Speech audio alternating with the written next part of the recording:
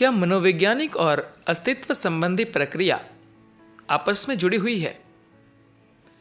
मनोवैज्ञानिक प्रक्रिया की क्या अहमियत और सीमाएं हैं, और क्या वह चेतनता की ओर जाने का सोपान बन सकती है? प्रश्न। सद्गुरु आप कहते हैं कि अस्तित्व में जो कुछ है वह सिर्फ ऊर्जा है, तो क्या व्यक्तिगत चीज़ों जैसे प्रेम, कविता, उन्माद, क्रोध, सुंदरता, इन चीज़ों का वास्तव में कोई मतलब नहीं है? क्या मनोवैज्ञानिक और अस्तित्व परक के बीच कोई संबंध नहीं है? सद्गुरु कहते हैं, अगर कोई वास्तव में अपने आसपास की सभी चीज़ों से बहुत गहराई से जुड़ा हुआ है तो मैं उसे नष्ट नहीं करना चाहता।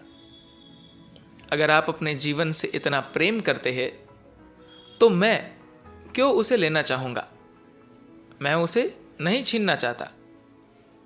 मगर दुर्भाग्यवश मृत्यु आपको उनसे अलग कर देगी। मैं मृत्यु नहीं हूँ, मैं तो बस एक चेतावनी हूँ। मैं बस आपको याद दिला रहा हूँ कि कुछ भी हो ऐसा ही होगा। ये जानना बेहतर है कि ऐसा होने वाला है। आप किन चीज़ों की बात कर रहे थे? आपका प्रेम? आपका प्रश्न प्रेम, कविता और उन्माद। सद्गुरु कहते हैं, ओ उन्माद, प्रेम की अगर मैं बात करूंगा तो मैं अनपॉपुलर हो जाऊंगा। कविता शायद ठीक रहेगी क्योंकि बहुत से लोग कविता नहीं पढ़ते। उन्माद को मैं टच नहीं कर सकता क्योंकि यह एक यूनिवर्सल घटना है। तो मेरे लिए क्या बचा है? क्या कुछ और है? प्रश्न, क्रोध, सुंदरता। सद्गुरु कहते ओके, तो कुछ चीज़ें हैं जिनके बारे में हम बात कर सकते हैं। हर किसी में क्रोध नहीं होता क्योंकि गुस्से में रहने के लिए बहुत सारी ऊर्जा लगती है। आपने चे गुवेरा के बारे में सुना है? हो सकता है कि आपने उसके बारे में न सुना हो, मगर शायद उसकी तस्वीर देखी हो, क्योंकि दुनिया में लगभग हर जगह युवाओं की टी शर्ट पर उसकी तस्वीर होती है। इन दिनों लोग उसके बारे में नहीं जानते। उन्हें लगता है कि वह रॉकस्टार या ऐसा ही कुछ है। वह एक क्रांतिकारी था जिसे 50 और 60 के दशक में दुनिया भर में बड़ी लोकप्रियता मिली, मगर उसकी तस्वीर वाले टी शर्ट आज भी बिकते हैं। तो चे ने कहा था, अगर आप क्रोधित हैं तो आप हमारे साथ हैं। चे का एक प्रशंसक मेरे सामने इसे दोहराता रहता था। मैंने उसे कहा, अच्छा तो चे ने यह कहा था, मगर मैं कहता हूं अगर आप क्रोध से बाहर हैं तो आप मेरे साथ हैं। आप उन चीज़ों से भी अटैच हो जाते हैं जो आपको कष्ट देते हैं। समस्या यही है। आपका उन्माद कोई ऐसी चीज़ नहीं है जिसको आप एंजॉय करें। अगर वह हल्के स्केल का है तो आपको लगता है कि वह आपके कैरेक्टर को एक एक्स्ट्रा डायमेंशन दे रहा है।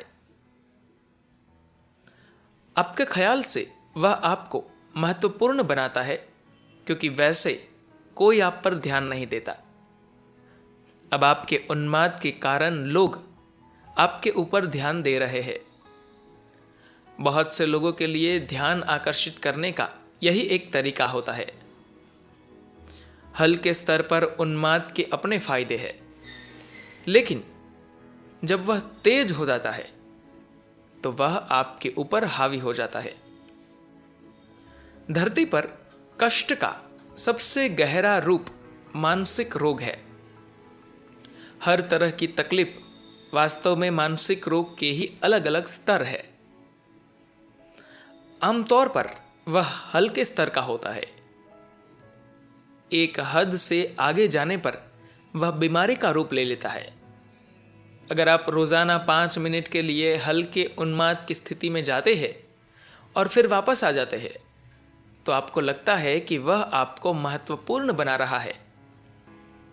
अगर किसी दिन आप उस स्थिति में गए और वापस नहीं आ पाए, फिर तो लोग आपको पागल कहेंगे। फिर आप कोई दिलचस्प व्यक्ति नहीं रह जाते, आप पागल हो जाते हैं। आप जिन चीज़ों की बात कर रहे हैं, आपका प्रेम, कविता, उन्माद, क्रोध, ये सब सिर्फ मन के अलग अलग रूप है। क्या मनोवैज्ञानिक पहलू पूरी तरह से अस्तित्व परक से अलग है? अब खुद बताइए। अपनी ही मनोवैज्ञानिक गतिविधियों को ध्यान से देखिए कि वह कहां से आ रही है। आपने अपने दिमाग में जो सूचनाएं इकट्ठा की है, वह कुछ हद तक अस्तित्व संबंधी हो सकती है, मगर बाकी सब कुछ पूरी तरह मनोवैज्ञानिक है। अब मॉडर्न फिजिक्स यह साबित कर चुकी है कि आप अपनी 5 इंद्रियों से जो सूचनाएं इकट्ठा कर रहे हैं, वह वास्तव में वैसी नहीं होती जैसी दिखती है। आप जो चीजें देखते, सुनते, सूंघते, चखते और छूते हैं, वह जैसी दिखती है वास्तव में वैसी ही नहीं होती। जीवन के बारे में आपकी जो धारणाएं हैं, मॉडर्न न्यूरोसाइंस उसे पूरी तरह खारिज कर रहा है। वैज्ञानिक बातों को छोड़ दीजिए, आप अपने अनुभव के स्तर पर देख सकते हैं कि अगर आप चाहे तो अपने मन में रोज एक नई प्रक्रिया पैदा कर सकते हैं।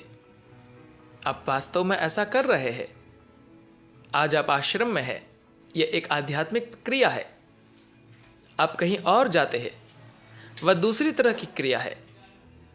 आप मनोवैज्ञानिक प्रक्रिया के साथ जो चाहे वह कर सकते हैं, लेकिन अस्तित्व जैसा है वैसा ही रहता है, उसमें कोई बदलाव नहीं होता। एक बार शंकरन पिल्ले ने एक मेडिकल कॉलेज में दाखिला लिया। वह 5 साल का कोर्स था, मगर वह हर चीज को इतने विस्तार से पढ़ रहे थे कि 10 साल के बाद भी वह कोर्स पूरा नहीं कर पाए थे।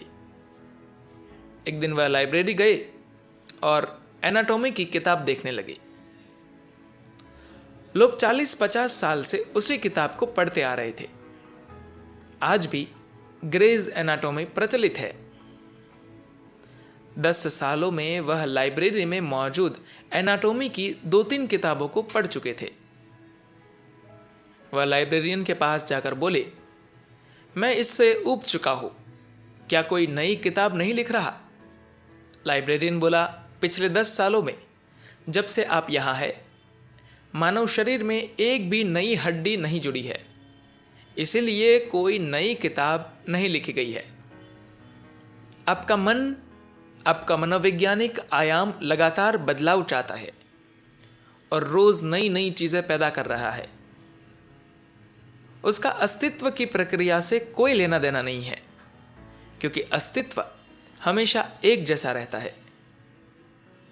मनोवैज्ञानिक प्रक्रिया ने सोचा कि हर समय एक जैसी रहने वाली चीज जरूर बोरिंग होगी, इसलिए जीवन आपको छुए बिना आपके बगल से गुजर गया।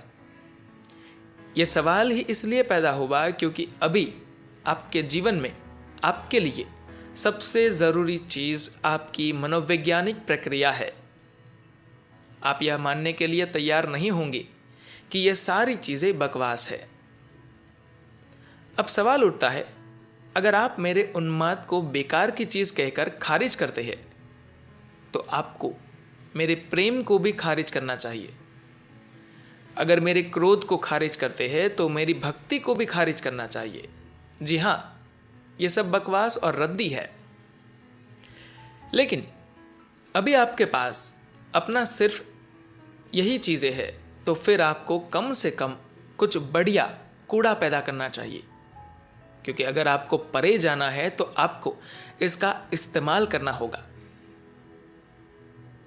क्या मनोवैज्ञानिक प्रक्रिया का अस्तित्व परक प्रक्रिया से कोई संबंध है? अगर ऐसा होता तो मनोवैज्ञानिक प्रक्रिया ऐसी चीज नहीं होती जिसे आप इकट्ठा करते, वह आपका एक हिस्सा होता। लेकिन अभी पूरी मनोवैज्ञानिक प्रक्रिया इकट्ठी की गई प्रक्रिया है। क्या इसका मतलब है कि मनोवैज्ञानिक प्रक्रिया का कोई महत्व नहीं है? जरूर है। यह बस कुछ ऐसा ही है कि जैसे हम कपड़ों को पहनते हैं, पहली चीज ये कि ये हमारे शरीर को ढकते हैं। दूसरी चीज ये कि यह हमें सजा सकते हैं या हम जो है उसके बारे में कुछ बता सकते हैं। इन कपड़ों से आप कितनी ही अलग अलग चीजें कर सकते हैं, लेकिन अगर आप ये सब नहीं करना चाहते तो आप अभी इसे त्याग सकते हैं। आप चाहे तो अपनी मनोवैज्ञानिक प्रक्रिया को बाहर फेंक सकते हैं या वापस समेट सकते हैं। आप अपने भीतर उसे घटित होने दे सकते हैं या उसे खत्म कर सकते हैं। अगर आपके मनोविज्ञान के क्षेत्र में जो कुछ होता है वह आप सोच समझकर चुनते हैं, तो मनोविज्ञान एक सुंदर बगीचे की तरह हो जाता है। अगर आप उस पर से काबू खो देते हैं, तो चाहे आप उसे प्रेम कहे, कविता कहे, क्रोध कहे, मगर वह सिर्फ वही एक शब्द बन जाता है जो आपने कहा। काबू खोने पर वह सिर्फ उन्माद बन जाता है। जब वह एक चेतन प्रक्रिया नहीं रह जाता तो वह सिर्फ उन्माद हो जाता है। आपकी मनोवैज्ञानिक प्रक्रिया का अस्तित्व संबंधी प्रक्रिया से कोई संबंध नहीं है, लेकिन आप अपनी मनोवैज्ञानिक प्रक्रिया को एक सीढ़ी के रूप में इस्तेमाल कर सकते हैं, जिससे आप या तो उन्माद की ओर जा सकते हैं या आज़ादी की ओर। आप उसे पूरी तरह बाध्यकारी होने के लिए इस्तेमाल कर सकते हैं या चेतन होने के लिए इस्तेमाल कर सकते हैं। ये एक उपकरण है और आपकी रचना है, ये आपकी अपनी रचना है, इसलिए आपको इसे अपनी मर्जी से आकार देना चाहिए, वरना इसका क्या मतलब रह जाएगा। अगर आपकी मनोवैज्ञानिक प्रक्रिया चेतनता में घटित हो रही होती तो आप अपने लिए आनंद के अलावा कुछ और नहीं चुनते। और जब आप अपनी प्रकृति से आनंदित होते हैं, तब आप खुद में किसी तरह की समस्या नहीं रह जाते, तो आप अस्तित्व की समस्याओं से निपट सकते हैं। जब आपका मन उतार चढ़ाव से मुक्त होता है, तो वह वास्तविकता को उसके असली रूप में प्रतिबिंबित करने में सक्षम होता है। धन्यवाद।